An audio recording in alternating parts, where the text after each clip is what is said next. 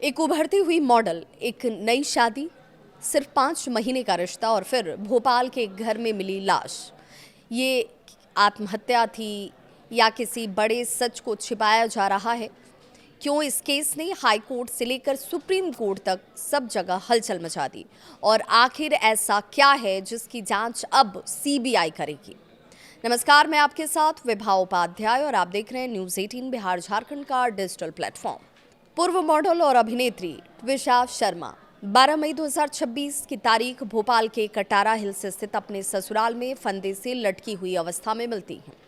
शादी को अभी सिर्फ 5 महीने हुए थे। पति वकील समर्थ सिंह, लेकिन मौत के बाद जो सवाल उठे उन्होंने पूरे देश को जैसे हिला दिया, झकझोर दिया।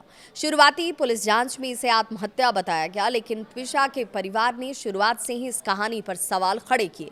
परिवार का यह आरोप है कि मौत के तुरंत बाद कई प्रभावशाली लोगों को फोन किए गए, यहाँ तक कि सीसीटीवी फुटेज निशियनों को भी मिटा दिया गया। यहाँ पर सीसीटीवी फुटेज जो सामने आते हैं उसमें भी एडिटिंग की बात कही गई। हालांकि यह आरोप हैं। परिवार को शक है कि कहीं सबूत मिटाने या छेड़छाड़ की कोशिश तो नहीं की गई। मामला तब और ज्यादा गंभीर हो गया जब परिवार ने पहले पोस्टमार्टम रिपोर्ट पर ही सवाल खड़े कर दिए। उन्होंने दावा किया कि जांच पूरी तरह से निष्पक्ष लगती ही नहीं है। और फिर मध्य प्रदेश हाई कोर्ट ने एक बड़ा फैसला सुनाया। दिल्ली एम्स की विशेषज्ञ मेडिकल टीम को दूसरा पोस्टमार्टम करने के आदेश दिए गए। दिल्ली एम्स के 4 विशेषज्ञ डॉक्टर भोपाल पहुंचते हैं। अत्याधुनिक फॉरेंसिक उपकरण के साथ वीडियोग्राफी होती है और फिर दूसरा पोस्टमार्टम होता है। यानी अब इस केस की हर छोटी बड़ी चीज रिकॉर्ड की जा रही है, क्योंकि मामला सिर्फ एक मौत का नहीं बल्कि न्याय व्यवस्था पर भरोसे का बन चुका है। ट्विशा के पति समर्थ सिंह फिलहाल पुलिस रिमांड पर हैं। उन पर दहेज प्रताड़ना और आत्महत्या के लिए उकसाने के आरोप लगाए गए हैं। पुलिस लगातार उनसे पूछताछ कर रही है। सूत्र ये भी कहते हैं कि जांच एजेंसियां अब मोबाइल डेटा, कॉल रिकॉर्ड्स और इलेक्ट्रॉनिक सबूतों की भी जांच में जुट गई हैं। 25 मई 2026 देश की सबसे बड़ी अदालत सुप्रीम कोर्ट मुख्य न्यायाधीश सूर्यकांत, जस्टिस जॉय माल्या बागची और जस्टिस विपुल पंचोली की बेंच ने इस पूरे मामले की सुनवाई की। सुनवाई के दौरान सुप्रीम कोर्ट ने बेहद सख्त टिप्पणी की। कोर्ट ने कहा कि ये एक बेहद दुर्भाग्यपूर्ण और अस्वाभाविक मौत का मामला है और जांच पूरी तरह से निष्पक्ष और स्वतंत्र होनी चाहिए।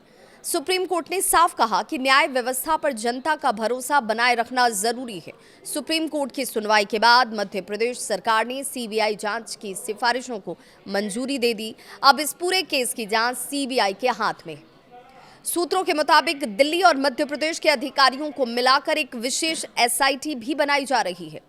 सीबीआई सबसे पहले कटारा हिल्स थाने में दर्ज एफआईआर को दोबारा से रजिस्टर करेगी। फिर स्थानीय पुलिस से केस डायरी, फॉरेंसिक रिपोर्ट और सभी इलेक्ट्रॉनिक सबूत अपने कब्जे में लेगी। सीबीआई की टीम उस कमरे की जांच करती हुई नजर आएगी जहां ट्विशा मृत पाई गई।